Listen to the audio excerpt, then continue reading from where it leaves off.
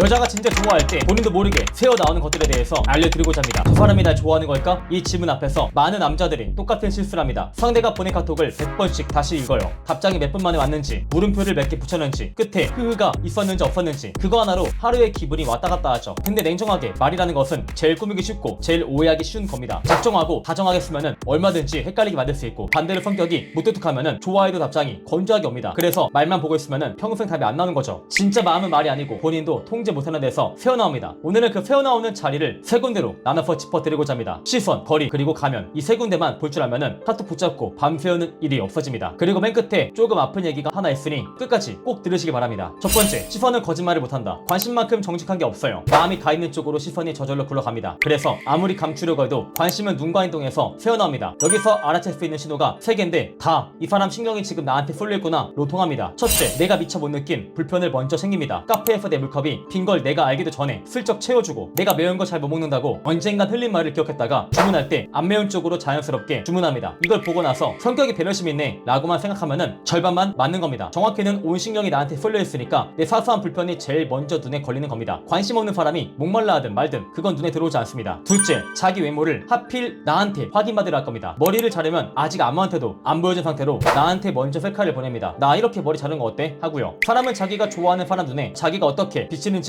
미치도록 궁금하거든요. 생각해보세요. 그냥 아는 남자 직장 동료한테 나 오늘 좀 어때 보여? 물어보는 여자가 있을까요? 없습니다. 내 평가가 궁금해 죽겠다는 것은 그만큼 내 눈에 잘 보이고 싶다는 뜻입니다. 셋째, 내가 지나가듯 흘린 말을 소름 돋게 기억합니다. 언젠가 밥 먹다가 아무 생각 없이 난 밥 먹을 때 폰 만지는 사람 좀 별로더라 했다고 쳐요. 그냥 던진 말인데 그 다음부터 이 남자랑 있을 때 폰을 아예 안 꺼냅니다. 남이 스쳐 지나가듯 한 말을 이렇게까지 붙잡고 있다는 것은 머릿속에서 내 말이 계속 재생되고 있다는 얘기입니다. 관심 없는 사람의 취향을 외우고 다니는 사람은 세상에 없어요. 두 번째, 자꾸 거리를 좁히려고 합니다. 시선이 수동적인 신호였다면은 이제부터는 좀 더 적극적이에요. 좋아하면은 눈만 가는 게 아니고 몸이 자꾸 나와의 거리를 좁히는 쪽으로 움직입니다. 가장 먼저 자기 미래의 나를 슬쩍 끼워 넣습니다. 밥 먹다가 툭 던지는 말들이 있습니다. 여기 맛이 괜찮다. 다음에 또 오자. 별거 아닌 것 같죠? 근데 문장을 잘 뜯어보자면은 그 안에 이미 우리랑 다음이 들어가 있어요. 사람은 같이 있고 싶은 상대한테만 미래를 꺼내거든요. 이때 눈치 빠른 사람은 그냥 흘려보내지 않습니다. 그러게 다음엔 저기 2층 자리에 앉아보자. 상대가 열어둔 미래를 받아서 한 칸 더 구체적으로 그려주면은 상대는 속으로 조용히 확신합니다. 그리고 묻지도 않은 자기 얘기를 자꾸 풀어놓습니다. 동생이랑 유치하게 싸운 얘기, 넷플릭스를 보다가 혼자 울었다 하는 얘기를 하는 거죠. 딱히 할 말이 없어서 그런 게 아닙니다. 자기의 시시콜콜하고 안 멋진 구석까지 나한테 넘기면서 우리 사이엔 숨기는 게 없다 하는 느낌을 쌓고 싶은 겁니다. 속 얘기를 꺼낼수록 사이가 가까워진다고 믿으니까 안 해도 될 얘기까지 굳이 먼저 갖다 주는 겁니다. 비슷한 듯 결이 다른 신호가 하나 더 있어요. 지금 이 순간을 실시간으로 중계합니다. 지금 지하철 너무 졸려. 점심 이거 먹는 중. 카페 왔는데 여기 강아지 키우나봐. 너무 귀엽다. 비밀을 고백하는 게 아니고 자기 하루의 장면을 계속 나한테 보내는 겁니다. 24시간 붙어있을 수 없으니까 사진 한 장으로라도 내 하루 안에 머물려는 겁니다. 자기가 지금 뭐 하는지 아무한테나 생중계하는 사람은 없어요. 말로 하기엔 아직 스스러운 단계에서는 우회를 합니다. 내가 좋다고 했던 영화를 어느 날 갑자기 자기 스토리에 올리고, 저한테 메시지가 내가 들려준 노래 가사로 슬며시 바뀌어있고, 어느 날 밤에 내 2년 전 게시물에 좋아요가 눌려있어요. 대놓고는 못하니까 나만 알아챌 수 있는 신호를 여기저기 심어두는 겁니다. 이걸 눈치채는 순간이 사실상 게임 끝이에요. 세 번째, 가면이 자꾸 흘러내립니다. 여기까지는 그래도 상대가 어느 정도 의식하고 조절할 수 있는 것들이에요. 근데 진짜 확실한 신호는 조절이 아예 안 되는 순간이 터집니다. 바로 쓰고 있던 가면이 벗겨질 때죠. 사람은 누구나 밖에서 무난한 척, 괜찮은 사람인 척 가면을 쓰고 삽니다. 그런데 좋아하는 사람 앞에서는 그 가면이 자꾸 흘러내립니다. 소개팅 초반에 샐러드 시켜서 새 모이만큼 먹던 사람이 몇 번 만나고 나면은 곱창에 소주를 시키면서 나 원래 이렇게 먹어 하면서 실토합니다. 세련된 척 하던 사람이 알고 보니 트로트를 좋아하고 자기가 밤에 인형을 안고 잔다는 것까지 털어놓습니다. 이것은 두 가지 뜻이 있어요. 하나는 너 앞에선 굳이 안 꾸며도 되겠다는 신뢰고, 다른 하나가 나 이렇게 허당인 구석도 있으니까 어렵게 생각을 하지 말고 다가와줘 하는 조용한 초대장입니다. 가면이 제일 크게 깨지는 순간은 따로 있어요. 바로 다른 여자 이야기가 나올 때입니다. 소개팅 들어온 게 있다거나 딱 한 번만 가볍게 흘려보세요. 겉으로는 아 그래? 하고 쿨한 척하지만 목소리 톤이 살짝 납작해지고 갑자기 그 사람 나이나 직업을 유난히 꼬치꼬치 캐묻거나 아니면 화제를 확 돌려버립니다. 이건 유치한 질투가 아닙니다. 내 자리가, 내 입지가 흔들릴 수도 있겠다 하는 경계심이 본능적으로 켜진 겁니다. 관심이 없으면은 표정 하나 안 변해요. 다만 오해하지 마세요. 이것을 무기 삼아서 상대를 떠보라는 게 아니고, 이런 반응이 나온다면은 이미 마음이 넘어왔다는 뜻이라는 겁니다. 지금까지 늘어놓은 신호들을 하나로 관통하는 문장이 있어요. 진짜 좋아하면 상대를 헷갈리게 하지 않는다. 지금 여러분이 이런 영상을 찾아보고 있다는 것 자체가 그 사람이 여러분을 헷갈리게 만들고 있다는 증거예요. 진짜 바빠서 그런 걸 수도 있잖아요. 물론 바쁠 때가 있죠. 근데 사람은 놓치기 싫은 상대한테 어떻게든 시간을 만들어냅니다. 아무리 정신이 없어도 자기 전에 한 줄은 보냅니다. 미안, 요즘 바빠서. 이게 2주, 3주 계속 이어진다면 그 침묵이 이미 답입니다. 밀당하는 거 아닐까요? 밀당이 왜 가능한 가능한지 아세요? 이 사람이 떠나도 별로 아쉽지 않다 하는 여유가 있어야지만 밀당이 되는 겁니다. 반대로 이 사람 놓치면은 두고두고 후회하겠다 싶으면은 밀당 자체가 불가능합니다. 마지막 남은 콘서트 티켓 앞에서